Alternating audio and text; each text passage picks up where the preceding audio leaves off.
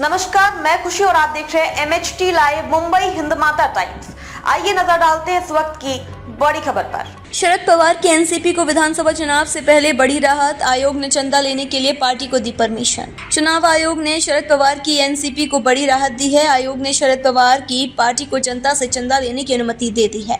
यह फैसला महाराष्ट्र में होने वाले विधानसभा चुनावों को ध्यान में रखते हुए लिया गया है। इससे पहले एनसीपी को चंदे के तौर पर चेक स्वीकार करने की अनुमति नहीं दी। इस फैसले से शरद पवार की एनसीपी को आगामी चुनावों के लिए पारदर्शी तरीके से धन जुटाने में मदद मिलेगी। पार्टी का मानना है इससे उन्हें चुनाव प्रचार में मदद मिलेगी और वे जनता तक अपनी बात अधिक प्रभावी ढंग से पहुंचा पाएंगे। शरद पवार की पार्टी ने चुनाव आयोग से गुजारिश की थी कि उन्हें जनता से चंदा लेने के लिए पार्टी का दर्जा प्रमाणित किया जाए।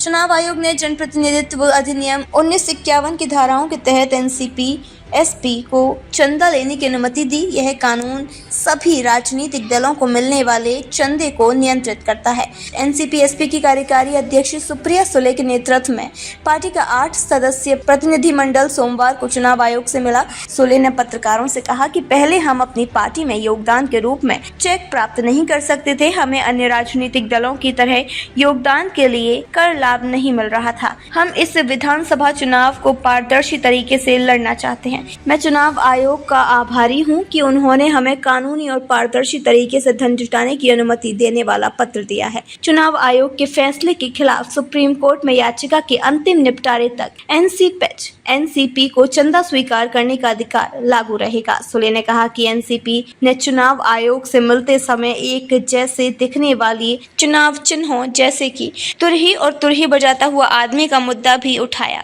चुनाव आयोग ने एनसीपी को तुरही बजाता हुआ आदमी चुनाव चिन्ह आवंटित किया था। सुले ने कहा कि लोकतंत्र में पारदर्शिता होनी चाहिए। किसी भी उम्मीदवार के साथ अन्याय नहीं होना चाहिए, लेकिन सतारा में अन्याय हुआ है। हमारा चुनाव चिन्ह तुरही बजाता हुआ आदमी एक जैसे दिखने वाले तुरही के चिन्ह के बगल में रखा गया था।